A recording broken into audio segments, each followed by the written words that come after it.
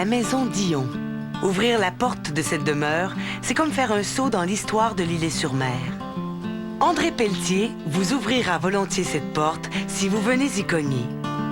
Elle fait partie de la longue lignée de la famille Dion de l'Îlet-sur-Mer, arrivée de France au 18e siècle. Elle vous montrera une multitude d'objets que la famille a conservés depuis leur venue au village. À travers eux, vous découvrirez un pan de notre histoire. Ce sont mes ancêtres, les Guyons, qui ont habité depuis 5 générations cette maison, sauf que les Guyons se sont transformés en Dion.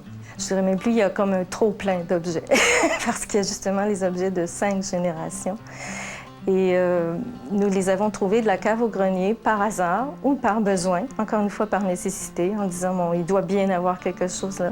Parfois aussi par relation avec des voisins, des gens, des vieilles personnes qui disaient ah, ton grand-père faisait ci, faisait ça. Alors on disait ah, ça doit être là, on le trouvait. Alors voilà.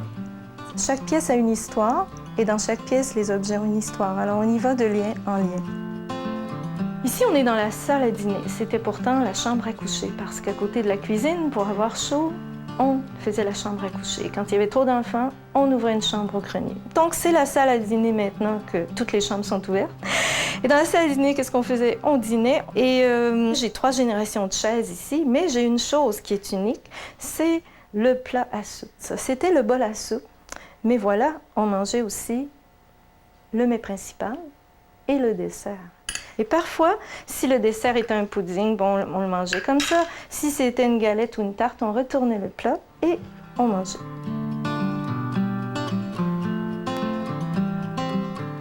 Alors, nous voilà dans la cuisine. Quand on dit que les maisons ont une âme, c'est l'âme de la maison, c'est le centre de la maison. Qu'est-ce qui est l'âme de cette cuisine? C'est évidemment la vie, la chaleur, le poêle, l'âtre, la cheminée. Alors ici à l'îlet, on faisait des poêles à bois, on les faisait, les poêles Bélanger. C'était le micro-ondes de l'époque, hein? Il y avait toujours quelque chose de prêt. Ici, il y avait le réchaud, où nuit et jour, tout était chaud. On avait les lièvres qu'on accrochait l'hiver, je me souviens, qu'on allait trapper et qu'on accrochait en permanence. Et on gardait les petites pattes de lièvre pour frotter comme il faut notre poêle à bois. C'est aussi un porte-bonheur.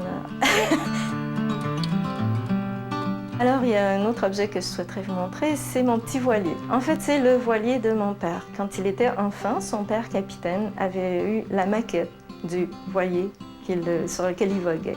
Et on voit ici mon père qui le faisait voguer sur la rivière des Trois-Saumons, ici à l'îlet. Alors, ce petit voilier-là, évidemment, c'est le lien que j'ai entre tous les marins de l'îlet et tous les gens de l'îlet dont les pères ont été marins, capitaines. Et c'est vraiment ce qui a bercé, comme les chansons de marins d'ailleurs, notre enfance.